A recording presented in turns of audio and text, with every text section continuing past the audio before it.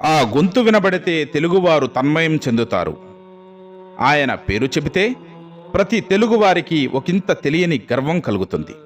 వారి గొంతులో పలకని భావాలు లేవు, పాటలో తెలియని అనుభూతులు లేవు, సంగీతంలో ఆయన చేయని ప్రయోగాలు లేవు. తెలుగు భాష ఉన్నంతకాలం ఆయన బ్రతికే ఉంటారు. తెలుగు జాతికి ఎనడేని కీర్తిని ఆర్జించి అమరపురికేగిన అమరగాయకులు పద్మశ్రీ ఘంటసాల వెంకటేశ్వరరావు గారు.